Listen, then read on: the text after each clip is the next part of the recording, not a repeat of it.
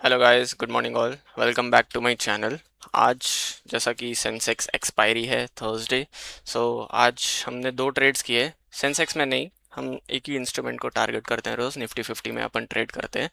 सो आज के वीडियो में बने रहिए जिससे अपन एनालिसिस करते हैं। आज मैं अपनी ऑर्डर बुक दिखाऊंगा, मैंने आज क्या ट्रेड किया, कहाँ पर एंट्री, कहाँ पर एग्जिट लिया, नेट पीएनएल क्या था, और थोड़ा बहुत चार्ट चार्ट एनालिसिस भी करते हैं कि सेंसेक्स और निफ्टी 50 में हो क्या रहा है आज। जैसा कि आज निफ्टी 50 सॉरी सेंसेक्स की एक्सपायरी है, पहले अपन सेंसेक्स का डेली कैंडल देखकर स्टार्ट करते हैं।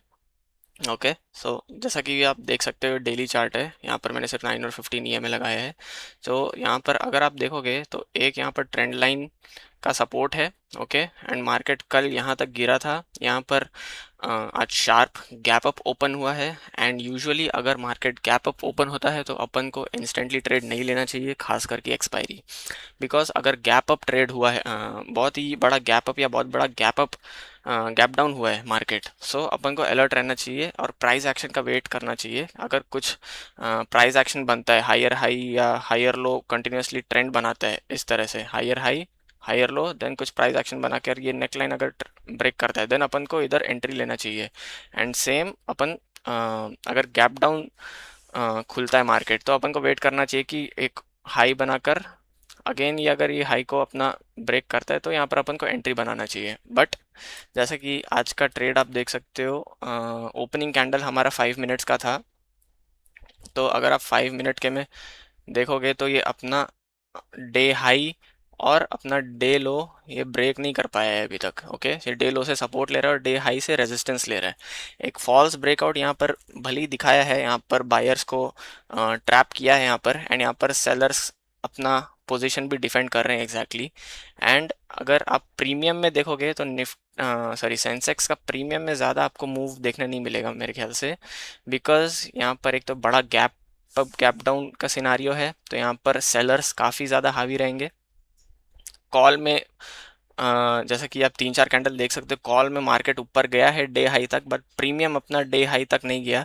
जबकि पुट में प्रीमियम डे लो को आराम से तोड़ते हुए नीचे आएगा इस। यहाँ पर आपको कॉशियस रहना चाहिए कि सेंसेक्स एक तो हाईली वॉलेटाइल है और लिक्विडिटी बहुत ही ज़्यादा कम है, जिसके कारण प्राइस में स्प्रेड्स बहुत रहते हैं। बाई और आस्क और बिड में बहुत ही ज़्यादा फ़र्क रहता है। ऑप्शन चेन में आप देखोगे तो प्रीमियम्स भी काफ़ी लेस है। एंड विक्स आप देखोगे तो विक्स में भी कुछ खास है नहीं, तो इम्प्लाइड वॉलेटिलिटी भी काफ़ी लेस है। तो इसलिए सेंसेक्स को मैं यूजुअली प्रेफर नहीं करता हूँ ट्रेड करना, due to very less liquidity. So let's get back to अपना निफ्टी 50। ओके, एंड मैं शो करूँगा कि निफ्टी 50 में आज मैंने ट्रेड कहाँ पर लिया, एंड अपन मेरा एंट्री और एग्जिट का लॉजिक देखेंगे गाइस। ओके, मैंने दो ट्रेड्स किए आज। Let me switch back to 1 minute and अपन एनालाइज करते हैं कि मेरे ट्रेड में आज हुआ क्या। ओके, जैसा कि मेरी स्ट्रैटेजी है 915 ईएमए, 915 ईएमए में सपोर्ट लेकर कोई बुलिश कैंडल बनना चाहिए। ओके, एंड वो सपोर्ट या रेजिस्टेंस के पास बनना चाहिए तो ही अपना एंट्री रहेगा। वही कैंडल लो का स्टॉप लॉस और 1:2 का टारगेट रहेगा। ओके, तो यहाँ पर जैसा कि आप देख सकते हो 939 को एक एंट्री हमारी प्लान हुई। एक यहाँ पर भी एंट्री बन सकती है गाइस, बट बिकॉज ये बुलिश कैंडल पहला सपोर्ट है एंड पहला सपोर्ट हमेशा most probably fake kind of trap करता है। मैं वेट किया कि एक और बार अगर ये दोबारा से 915 ईएमए को टच करके सपोर्ट ले और कोई बुलिश कैंडल बनाए, जैसे कि ये ऐसा कैंडल अगर यहाँ पर बन गया होता, जैसा कि यहाँ पर नहीं बना बट हैमर बन गया, तो hammer is also kind of bullish candle, bullish reversal. तो यहाँ पर सपोर्ट बन गया, तो यहीं पर मैंने 1:2 का ट्रेड प्लान करते हुए यहाँ पर मैंने एंट्री बनाई। 1:2 हमारा टारगेट था अराउंड 142 का, अराउंड मेरी एंट्री 134 पर हुई। ओके, यहाँ पर अगर आप मेरा ऑर्डर देखोगे तो 136 के अराउंड एंट्री हुई 940 पर। ओके, 940 का कैंडल ये है, 136 अराउंड यहाँ पर मेरी एंट्री हुई। टारगेट मेरा अराउंड 143 था, 7 से 8 पॉइंट का टारगेट था। बट यहाँ पर जैसा कि मैंने नोटिस किया है कि सेंसेक्स एक्सपायरी के दिन ज़्यादातर लोग सेंसेक्स की वॉलेटिलिटी को ट्रेड करना पसंद करते हैं। निफ्टी 50 के ऑप्शंस में ज़्यादा कुछ खास मूव नहीं आता। ओके, तो इसीलिए यहाँ पर पहला मेरा स्टॉप लॉस हिट हुआ 950 को जाकर। ओके, सो अपन थोड़ा बहुत जैसे कि मार्केट हमारे डायरेक्शन में गया था, मैंने स्टॉप लॉस को थोड़ा थोड़ा ट्रेल करना स्टार्ट कर दिया था। सो अपना स्टॉप लॉस जाकर कटा 132 रुपीज़ पर। ओके, सो 132 अराउंड इधर बनता है। ओके, यहाँ पर अपना स्टॉप लॉस कट गया बिकॉज ये एक बुलिश कैंडल था। सो मैंने सोचा कि अगर ट्रेड को जाना है तो ये दोबारा से इस कैंडल के लो को टेस्ट करने नहीं आएगा एंड इसको ब्रेक नहीं करेगा, और अगर ब्रेक किया मतलब वो एक फॉल्स ट्रेड था मेरा। सो यहाँ पर मेरा फर्स्ट ट्रेड का एग्जिट हो गया। ओके, सो पहला ट्रेड में अराउंड 136 माइनस 132 अराउंड 4 पॉइंट, मतलब 2000 का मेरा लॉस हुआ।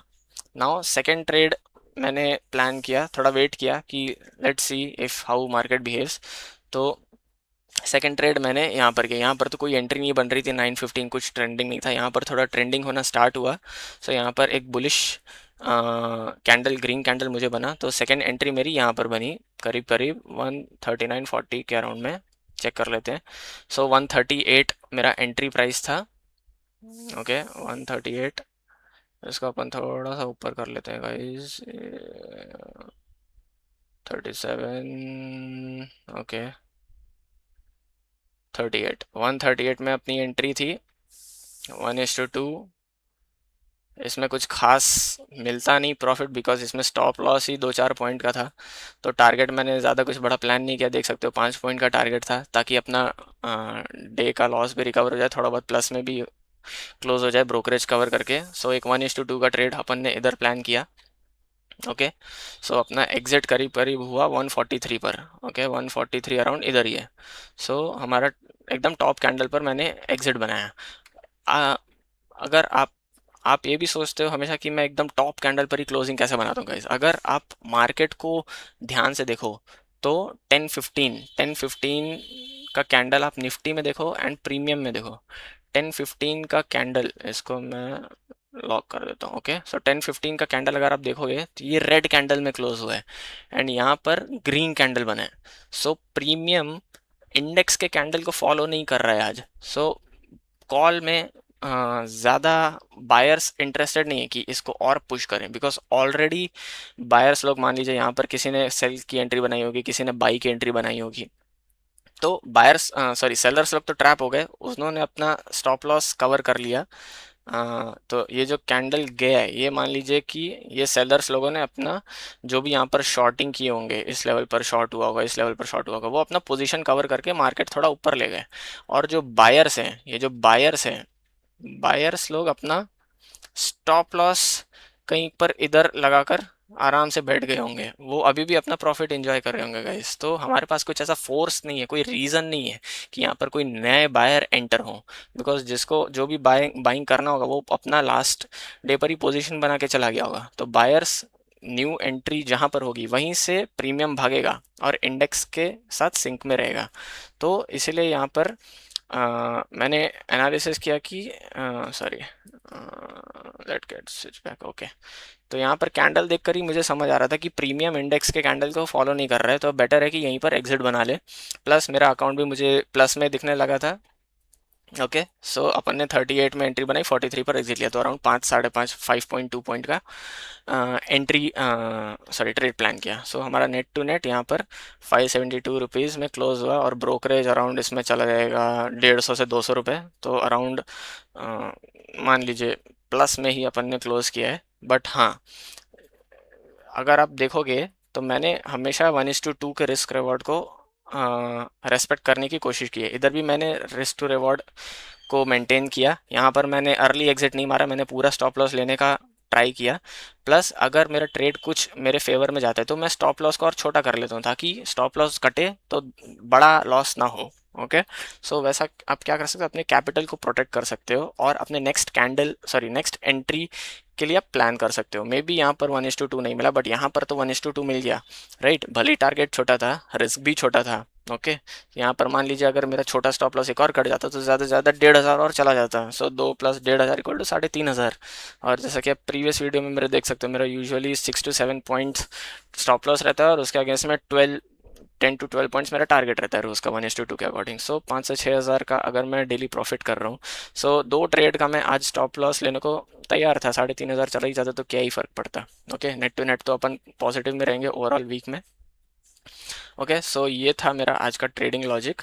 एंड मोस्ट प्रोबेबली कल अपन देखते हैं। कल ये चांसेस हो सकता है कि ये जो बड़ा सा गैप है ये फिल होना बाकी है, एंड ये अपना 915 EMA भी थोड़ा स्लोप नीचे आ जाएगा, तो इसका भी रेजिस्टेंस कल हमको मिल सकता है। एंड 24,270 अराउंड एक रेजिस्टेंस भी है अपना।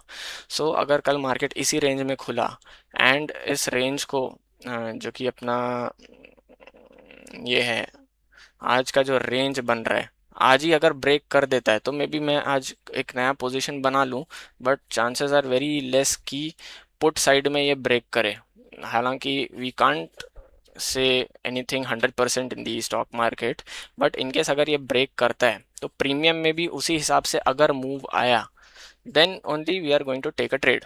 ओके, बिना अगर मान लीजिए ये ब्रेक कर गया बट यहाँ पर पुट में प्रीमियम में कोई मूव ही नहीं है, सो ऐसा ट्रेड लेने का कोई मतलब नहीं, बिकॉज वो सेलर्स मार्केट है फिर।